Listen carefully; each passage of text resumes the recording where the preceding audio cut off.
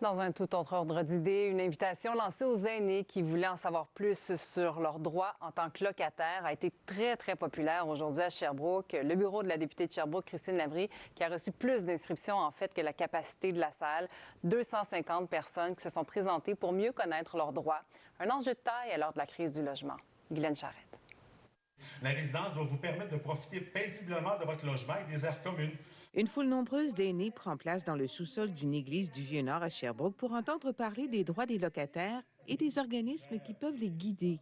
Ceux qui vivent dans une résidence privée pour aînés, une RPA, peuvent s'adresser au Centre d'assistance et d'accompagnement aux plaintes Estrie. Il y a une série de détails qui, des fois, dans lesquels on peut s'enfarger, qu'on peut mal comprendre. Mais on va directement chez les gens. La personne peut être à lac mégantic et dire, dans ma RPA, je ne comprends pas, je veux voir l'augmentation qu'on me donne, quels sont mes droits. On peut descendre chez eux puis lui donner l'information pertinente. Pour ceux et celles qui vivent dans un immeuble à logement et qui éprouvent des problèmes, les services sont aussi gratuits au Centre de justice de proximité Estrie qui doit ouvrir prochainement. Avant d'aller directement vers le tribunal administratif du logement, c'est sûr qu'il y a quand même d'autres moyens pour résoudre son conflit.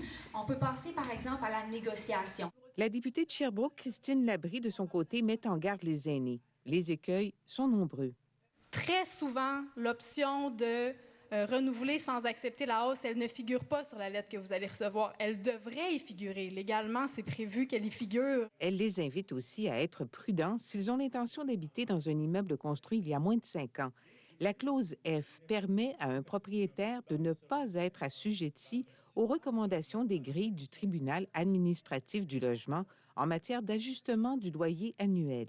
On a vu passer des augmentations de 100, 300, 800 $ par mois l'année suivante. C'est un piège, OK? Ça ne veut pas dire que le propriétaire va faire ça, mais il en a le droit. Ça fait partie des batailles politiques qu'on fait à Québec solidaire d'abolir la clause F pour que tout le monde ait les mêmes protections. Parmi les autres batailles, on veut élargir la portée de la loi Françoise David pour mieux protéger les aînés des évictions. En ce moment, les gens sont protégés s'ils ont plus de 70 ans, qu'ils habitent depuis plus de 10 ans dans le même logement et qu'ils sont à faible revenu. Nous, on veut abaisser ça à 65 ans puis à 5 ans dans le même logement pour protéger plus de monde. Pendant plus de 90 minutes, les aînés sont attentifs. Un bagage de connaissances que je n'avais pas. Les gens étaient au courant de leur dossier, fait que ça, si ça peut aider pour les prochains baux. Ça me rassure. Je m'en vais pas ignorante, là. J'ai appris des choses ici. Moi, je veux qu'ils retiennent qu'ils ont des droits, qu'il y a des gens qui sont là pour les accompagner, pour faire respecter ces droits-là. Une nouvelle rencontre est prévue en janvier pour tous ceux et celles qui n'ont pu s'inscrire faute de place. Ici Guylaine Charette, Radio-Canada, à Sherbrooke.